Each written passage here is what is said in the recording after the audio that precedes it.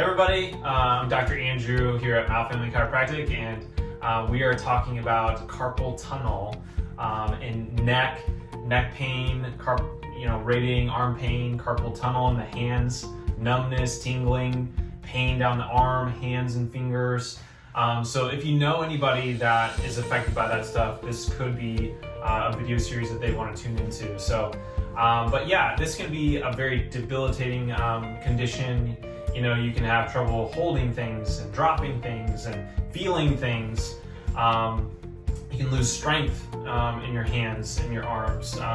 So it can definitely affect, family life, work life, all kinds of things. It can be not fun at all. So what we're covering in this first video, we'll do a 4-part series with this, but the first video we're covering, hey, what is the medical approach? So if you went to a medical doctor, what are they gonna do for you? What types of considerations are they gonna make?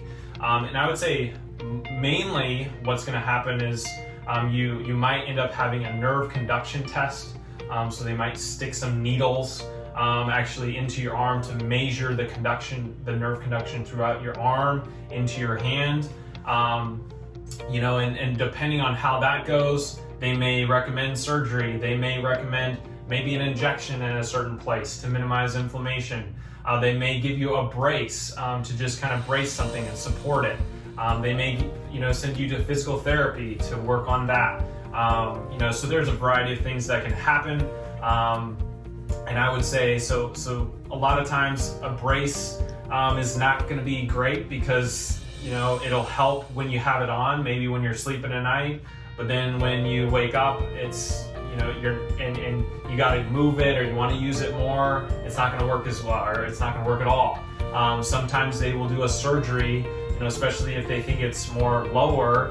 You can get the nerve from your low neck caught in your neck, your shoulder, your elbow, or your wrist. And if it gets caught in any one of those places, you can have that same problem, the numbness, tingling, pain down your arm into your hand. So if they identify it's more in your wrist, they may do a procedure that actually releases pressure in your wrist to allow more nerve conduction to your hand. They may do it that way. An injection, if they do that, a lot of times what I see is that doesn't last very long. It's very temporary. It doesn't really get at the underlying problem. So there's some issues with just kind of some of the medical treatments for it. It's not a silver bullet. I'm not saying that it's never helpful. I do think it is in a lot of cases, but I will tell you what I see as a chiropractor is a lot of times people have had some of those things. They've had the brace, they've had the injection, they've had the surgery, they've done the nerve conduction test, and we get to the point where medicine really hasn't been able to help them. They've had multiple releases of their wrist and they're still having it come back. And they're still having that numbness, that tingling, that pain. Maybe some results for a while, but it just keeps coming back. It doesn't go away for good.